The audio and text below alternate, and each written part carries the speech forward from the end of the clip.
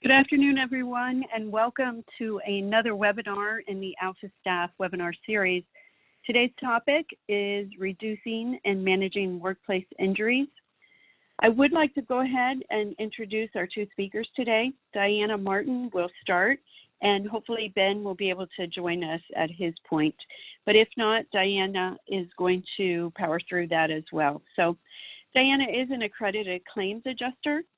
She's what's considered an all lines workers' comp examiner, and she has been with AlphaStaff Risk Solutions for about 3 years.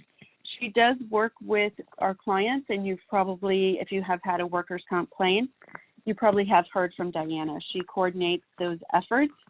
And also I want to point out she has a bunch of experience here, 12 years in claim management. She's been or is a licensed claims adjuster. And she has a variety of experience in different auto, general liability, and workers' comp claims. Ben is a CPCR, OSHA 500 Safety and Loss Control Coordinator. He's been with AlphaStaff Risk Solutions since 2010, and he coordinates our safety and loss control services. If you've met Ben, this next fact about him is surprising because he's a very young man, but he has 28 years in the PEO and workers' comp industry, so hopefully Ben will be able to join us. But for now, Diana, I will turn the meeting over to you. Good morning. As she introduced, this is Diana Martin. I am a claims examiner at AlphaStaff, and we're just going to go ahead and go through the steps from the time an injured worker gets injured all the way through the end of the claim process. We have an AlphaStaff claim reporting guide. We're going to go through the step-by-step reporting instructions, employer's report of work-related injury, the employer's statement of acknowledgement, employer's authorization for initial medical treatment, workers' comp pharmacy form, what to do prior to the injury, the state reporting requirements, and what to do in an event of an injury, if they need medical treatment or not. Initial treatment form, reporting the injury, employer's report work-related injury. Those are the forms that coincide with what we're going to speak about, which will be in the presentation. Okay. So what to do prior to an injury?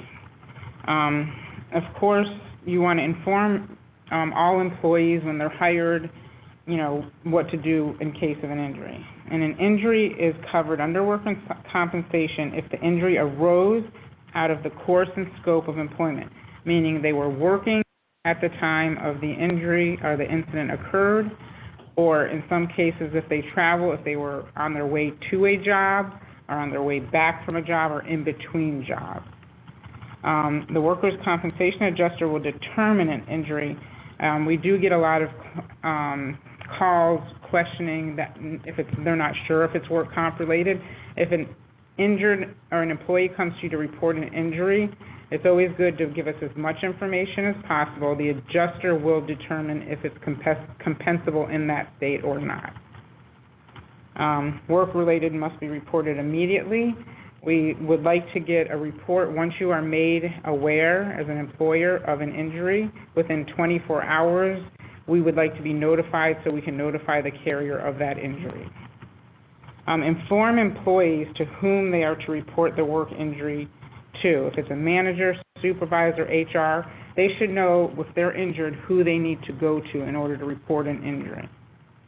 And then, of course, initial medical treatment should be sought at an urgent care facility and for an emergency at a hospital, depending on the severity. We cannot tell someone they cannot go. We always direct them to urgent care unless it's an emergency. But if they feel it's an emergency, they are entitled, to that emergency visit.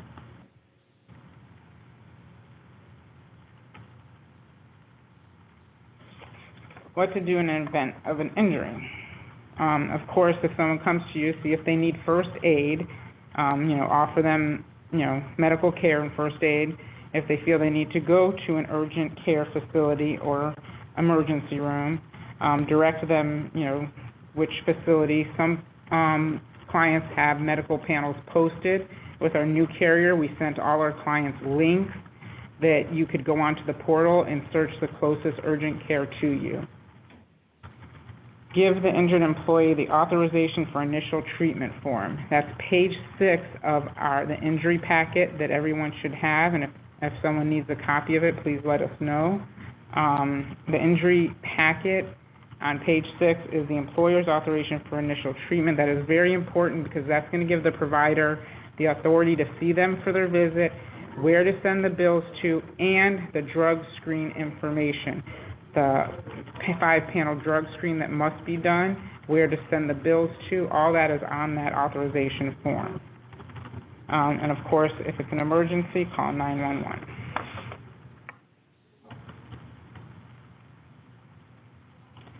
So this is the page 6 that I was speaking about, the initial treatment form and or chain of custody. Clients that have been with us for over 5 years may have their own chain of custody form that was provided.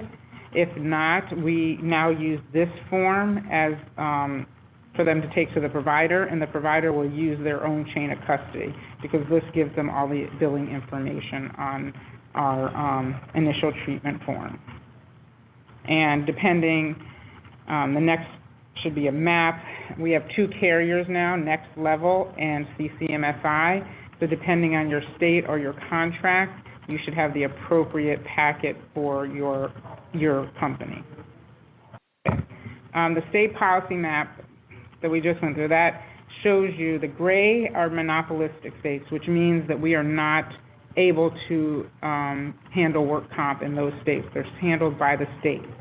Green states are what we call MCT states.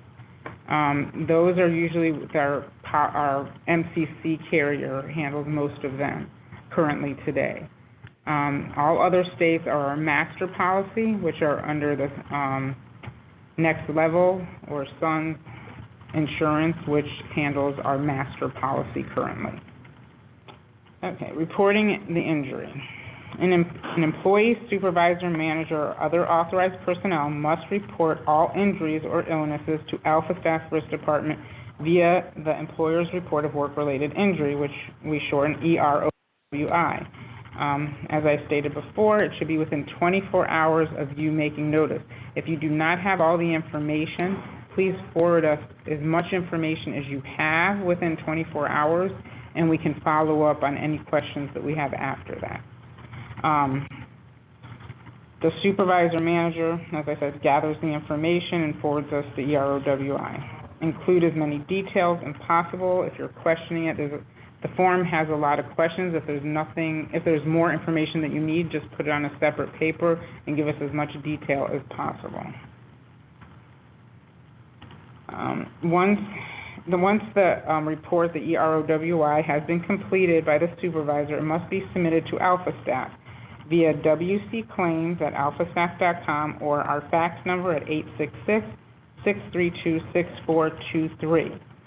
We prefer the email because we get it immediately, where there's a delay in the fax because it's a paperless fax, but either way is acceptable.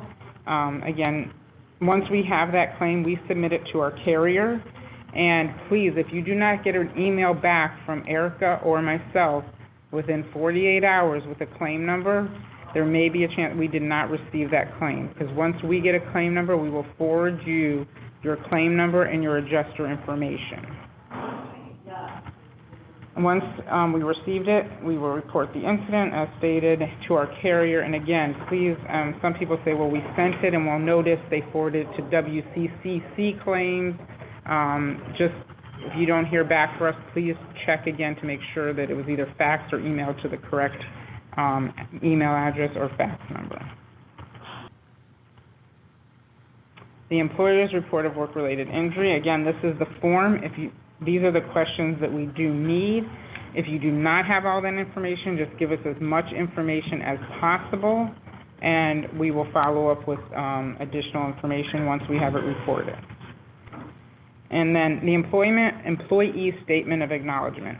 This form is a form that you would give the employee, and you go over with your employee, letting them know, even though they had a work-related injury, they have responsibilities. So the employee supervisor would authorize or authorized personnel would review the form with the employee. The employee must sign and date this form.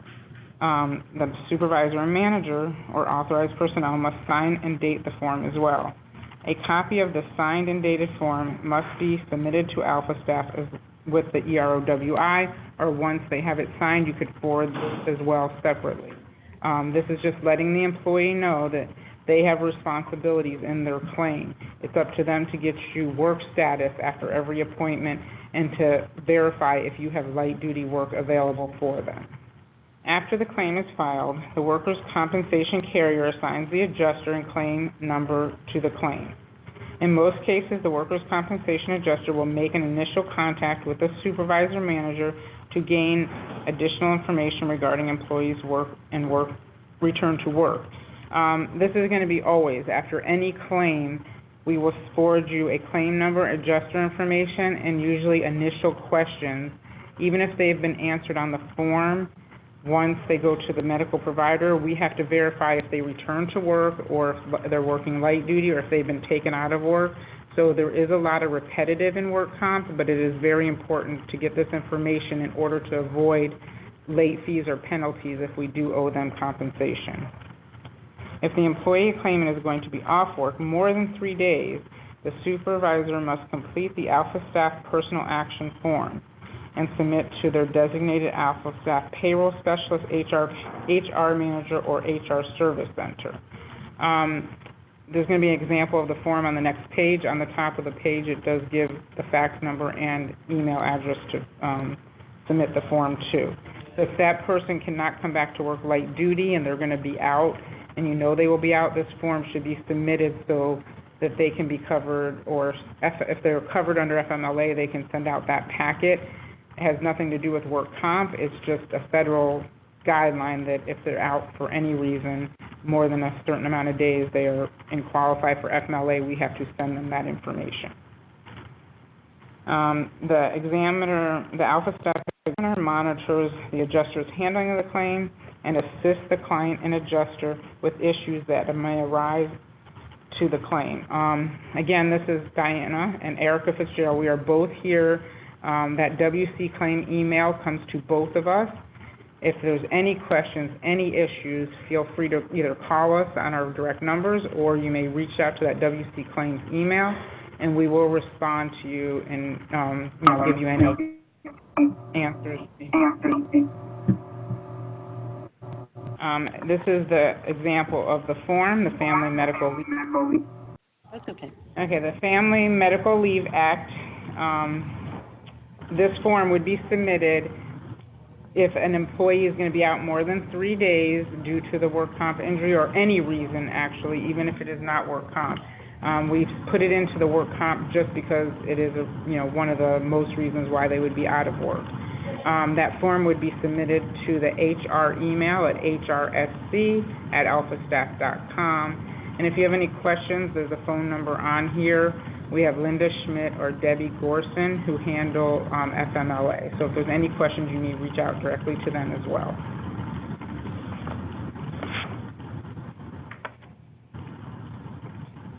Returning to work. The employee's responsibility. After each doctor visit, the claimant must provide his supervisor manager with work status report from the authorized treating physician. The report should specify physical restrictions, limitations, and work status. If they attend an urgent care or they're attending with a workers' compensation doctor, the doctor will know to make sure they have a work status after every appointment.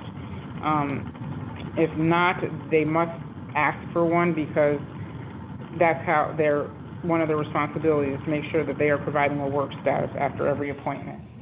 Keep all follow-up doctors and physical therapy appointments. Return to work when released by physician and when the employer offers a position within the physical restriction and limitations. We always encourage return to work light duty. It keeps your claim costs low. It's very important. The longer an injured employee is home, it is harder to get them back to work and does create high claim costs. So we always, if there's a possibility to get them back to work, that's what we would like to do in all cases. The employer's responsibility to to make every effort to accommodate the claimant's light duty. The benefits of accommodating light duty include promotion or rehab and recovery, give the employer the opportunity to demonstrate concerns of the claimant's well-being, improve the moral of the claimant, keep workers' compensation claim costs minimal. That's in summary what I just stated, that it's important to bring them back to work light duty. I know some cases we can't, but if any reason possible, we always try to get them back to light duty work. In summary of the work comp claims, of course, advise your employees that work-related injuries must be reported immediately to their supervisor, manager, or authorized personnel. Direct the employee to a medical facility. Make sure the employee takes the authorized for initial treatment form with him or her to the medical facility. Within 24 hours of acknowledgement of the injury, gather the facts of the injury, complete both pages of the ERWI, email or fax them to the AlphaStaff Risk Department at the WC Claims or the fax number 866-632-6423. Be sure to obtain the work status note from the employee after every appointment. Communicate with the employee during the course of their claim. Make every effort to accommodate the employee's light duty restriction. If the employee is going to be off work more than 3 days, email HR. You can just send them an email or fill out that form and let them know that they have been out of work more than 3 days. And then our last sheet is a good sheet to pull from here. It has all our contact phone numbers, emails, our name. So if there's any emergency, anything going on, any questions in work comp, you should be able to reach one of us, and we will be able to guide you through that process. So, Diana, before we move to Ben's part, we do have a few questions, so Sure. I'd like to just read those out for you.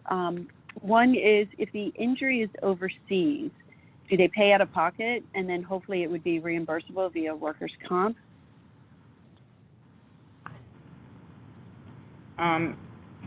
Their policy would have to cover them for traveling, so depending, that would have to be a policy question. We would have to probably reach out to our underwriter to verify that their policy does cover the traveling of that employee if they were injured in a different state than their home office is in. So that would be a case by case depending on the policy. Okay, and to who asked that question, I've got your name, so I'll reach out to you afterwards if you need to have that looked into, if it's our policy. And then another question is, do they still need to sign the acknowledgement form if they decline medical services? We would like the whole form completed, even if it's a report only. Because what happens sometimes 3 days later, they come back and say, oh, this pain isn't going away, and now I need treatment. So if we have it signed, to let them know this is the process no matter what. We can't make them sign it, but we would like it signed, even if it's a report-only claim. At least they're aware. They should get a copy of, the packet as well. So they would have that signed form, and if they need to, they would have it to review themselves. Sure. Right. Okay, thanks. And then also, here in Florida, until how long until we have to pay an employee for being out due to workers' comp? If it's till X days, then for those days, the employee would use PTO, or if they have none, they're just out of luck? There's a 7-day waiting period in Florida. So if an employee is out on work comp and they don't know if it's going to go beyond the 7 days, they are entitled by their choice to use PTO for the first 7 days. Starting on the 8th day, a doctor or physician takes them out of work, they will be paid under workers' compensation. If they take themselves out of work themselves, they will not be covered under the work comp. A doctor has to, say that they cannot work, or give them restrictions that the employer is unable to accommodate. But either way, in Florida, there's a 7-day waiting period. If that employee ends up being out of work 21 days, on that 22nd day, the work comp carrier does go back and pay them for that first 7 days. Okay, so that I would think begs the question about how do you handle your PTO then if you paid it out, and we can reverse that, I believe. But that, I would say, Arnold, who's asking, that would be something to address if and when that happens. We can look at it live with you. Exactly. All right. We had, believe it or not, a call today with this situation. So if an employee is willing to pay back the week that the employer paid them for the first 7 days, they can pay it back and get their PTO. If the employee isn't willing to do that once they get paid for through work comp for the first 7 days, then they've been made whole because they've been paid for those PTO days. So that's up to the employer how they handle if they. Yeah, I think that it's getting kind of complicated even for me. I'm sorry, but I think that's going to be, let's cross that bridge when we get to it. But the actual 7-day waiting period is how long the person is out until workers' comp starts paying. Does workers' comp, are you saying in Florida they don't go back to cover that first 7 days unless the absence goes beyond the 21st day? Is that correct? Correct. Okay. That's correct. And then also the response was, so between the 7 days and they end up just being out for 6 days, then they're responsible, correct? The employee, I guess, for their pay. Absolutely, that's correct. Okay. Then one last question, where do we access these forms? They are on the AlphaStaff library, or anyone is welcome to email wcclaims@alphastaff.com, and Erica and I will forward you the appropriate form for your state handling. Perfect. And that's the AlphaSource Safety Library, correct? Correct. Okay, great. So I see that Ben still has not been able to get the sound enabled. So Diana, I'm going to put you on the spot. Here we go. If you would like me to cover this, just let me know. Okay. Steps to reduce workplace injury. Engage management and employees. Analyze your workspace and operations. Mitigate hazards. Implement training. Review, respond, and improve programs. Ben is your resource. Can you hear me? So, for example, is that Ben? Yes. Can you hear me? We can hear you with some, yeah. I'm going to say, Ben, let us try to go ahead and do this part because there's some feedback. If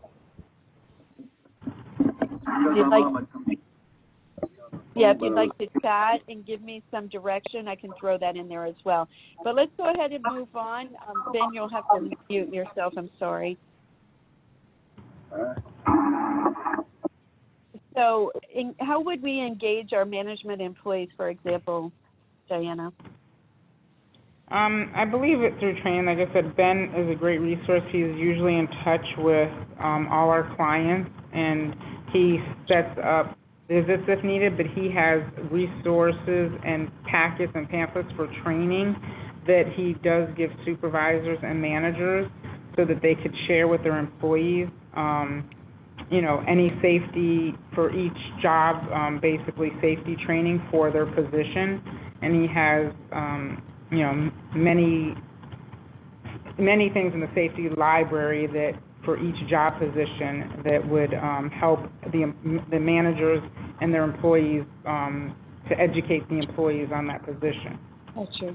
And that's a good point. That safety library is incredible. If you haven't visited that as a client and you don't know how to, reach out to your HR account manager because there are trainings, there are fact sheets, OSHA information. It's pretty in-depth. And analyzing your workplace and operations, obviously, Ben is great with assisting our clients through a variety of means, whether that's having somebody on site, which also goes to help mitigate the hazards when you actually start analyzing things. So anything else on this slide, Diana, you want to throw in? No, I think, like I said, I believe Ben is in touch with almost somebody at the client level, and he's a resource himself, and he has almost anything you need. He's able to provide you that information regarding, if there's issues you feel at the workplace, how to avoid hazards by, he has packets to make sure to look at the area, the workspace. So all that's in the training. Sure. Okay. Engage management and employees. Leadership and employees collaborate. Who is responsible for workspace safety? Effective workspace safety programs. So this is where he trains, they call it like train the trainer. So he'll train the managers or supervisors so that they know who's responsible on each job, who's responsible for keeping things safe, clean, neat, things picked up. So that's the way to collaborate, to know what your assigned tasks are and who is the assigned person to make sure that things are being followed through.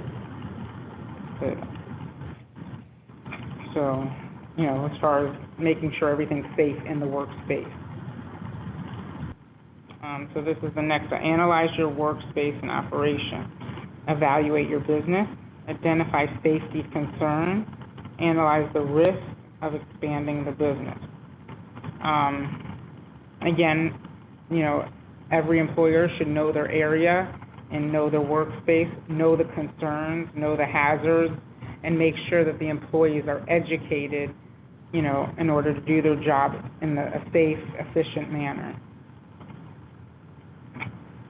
If you're working with hazardous products, make sure that they're using the safety gear to protect them. Mitigate hazards. Identify workplace hazards, remove or control hazards, change in workspace operations. If you're working with chemicals, saws, ladders, almost everything that people, our employers have to deal with, it's always make sure that everyone identifies with the hazards of working with them. Again, it goes back to just training. Make sure that there is a manager, a supervisor that are training the employees on the safety, and if there's products that are hazardous, how to properly handle those products.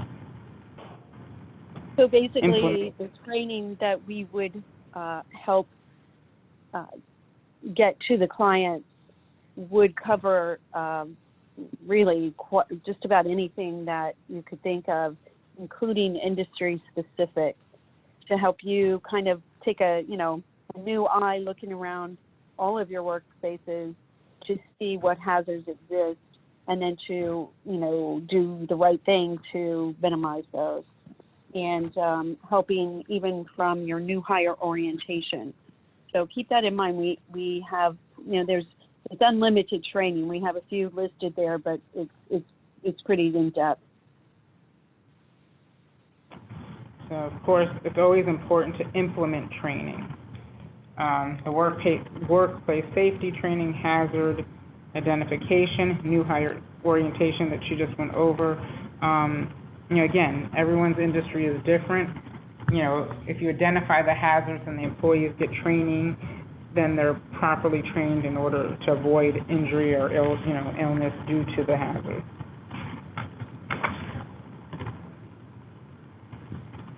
Review, respond, and improve. It's always good to review and promote workplace safety, respond to near misses, keep improving your program.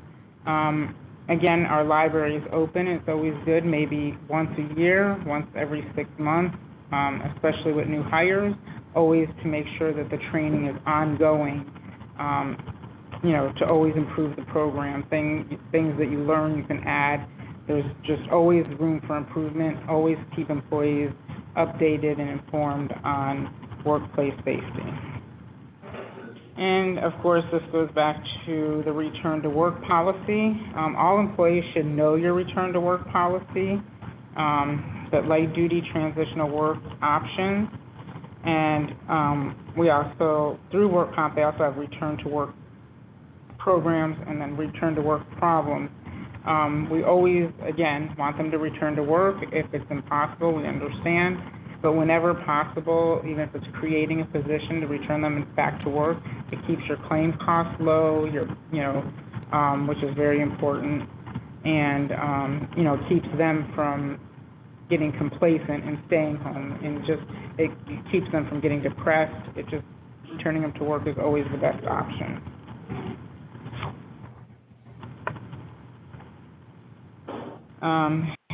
Return to work policy, again, this is something that should be in as the employee, that you establish a return to work program offering light duty options, obtaining a guide to identify and solving return to work problems. Okay, and then this is what we were speaking of the AlphaStaff Safety Library.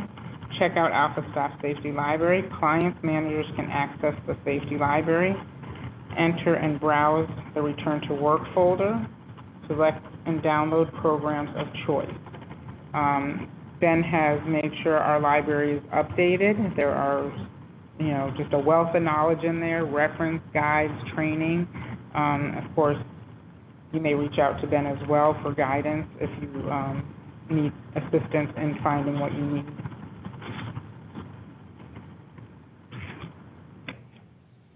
And also, again, your HR account manager is well-versed in the safety library, getting to it and maneuvering through it.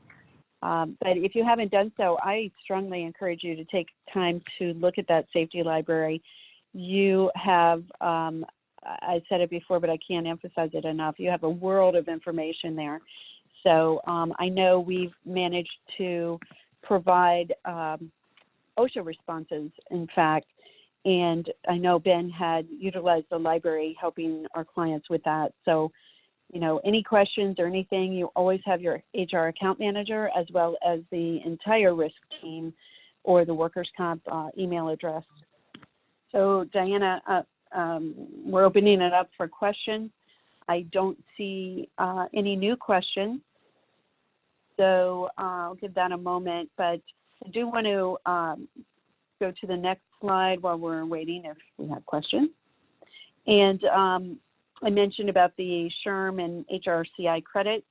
You can call that number there, our main number, 888-335-9545, and ask for the HR Service Center or your HR account manager.